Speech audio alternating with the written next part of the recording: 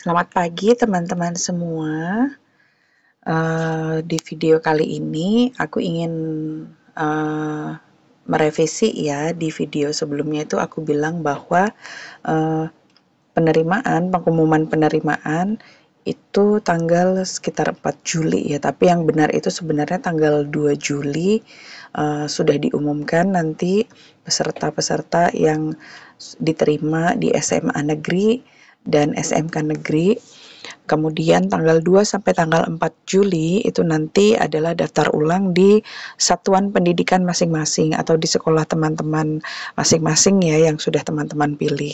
Jangan lupa teman-teman untuk melakukan daftar ulang, karena kalau tidak melakukan daftar ulang nanti sama saja tidak akan dianggap sebagai siswa sekolah tersebut ya, karena mungkin lupa melakukan daftar ulang ya. Dipastikan tanggalnya, diingat-ingat ya teman-teman. Baik, di video ini juga aku ingin memperlihatkan kepada teman-teman bahwa di dalam proses pendaftaran ini juga ada seleksi cadangan ya teman-teman. Coba kita klik di SMA atau SMK ya, sama saja ini teman-teman. Hanya untuk melihat saja ya, simulasi saja. Coba kita cek. Oke. Di bagian beranda seperti biasa kita geser ke kiri ya. Nanti bisa dilihat jadwal pelaksanaannya. Apa sih sebenarnya seleksi cadangan itu? Seleksi cadangan itu sebenarnya dari yang sudah saya baca dan sepemahaman aku ya teman-teman, ini sebenarnya dimaksudkan untuk memberikan kesempatan terakhir ya kepada teman-teman yang mungkin nggak diterima di semua jalur yang ada ya, baik itu afirmasi, lalu mungkin prestasi, mutasi, domisili radius, atau domisili wilayah ya.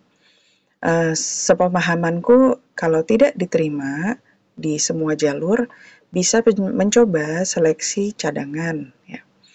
Seleksi cadangan itu nanti diadakannya pada tanggal, sebentar, kita scroll ke atas. Kita lihat di sini pendaftaran dan seleksinya itu tanggal 7 sampai tanggal 8 ya. Tanggal 7 Juli itu dibuka jam 8 dan ditutup tanggal 8 Juli jam 4 sore dan dilakukan secara online. Tetapi mungkin jika ada yang bingung bisa datang ke sekolah SMA negeri atau SMK negeri terdekat sepertinya teman-teman untuk dibantu ya. Kemudian pengumumannya itu tanggal 8 Juli jam 3 sore ya. Bisa di sekolah masing-masing, artinya di sekolah yang teman-teman pilih dan dipastikan sudah diterima, dan di laman dari SPMB Provinsi Jogja ya. Dan daftar ulangnya tanggal 9 Juli.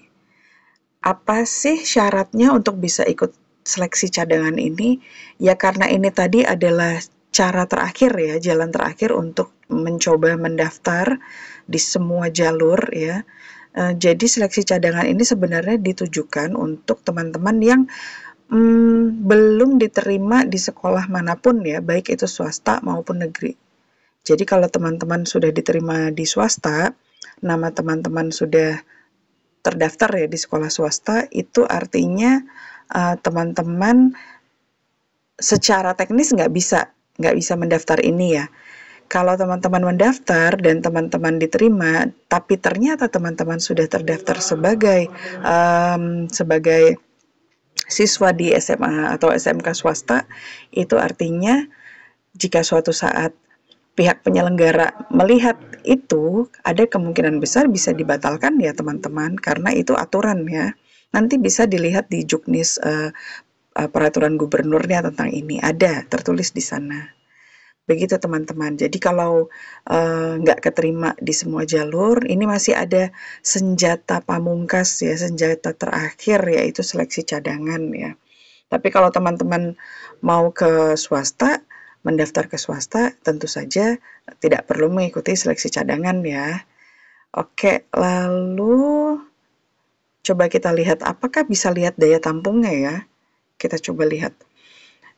Di sini coba kita ke SMA di Kota Jogja ya, contoh.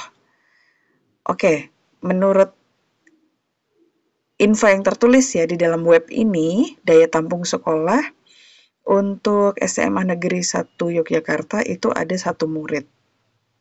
Coba apakah bisa diklik? Ternyata tidak bisa, teman-teman. Ya, lalu SMA Negeri 2 Yogyakarta ada 7 murid.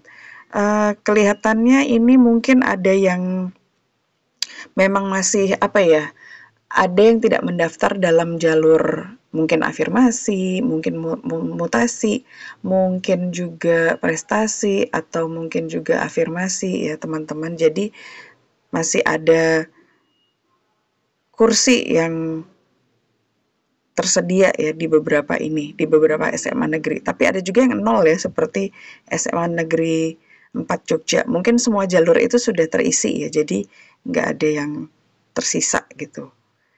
Ya, seperti ini teman-teman. Jadi ya ini sekali lagi seleksi cadangan dipakai untuk cara terakhir ya, untuk mencoba mendapatkan SMA negeri atau SMK negeri di DIY.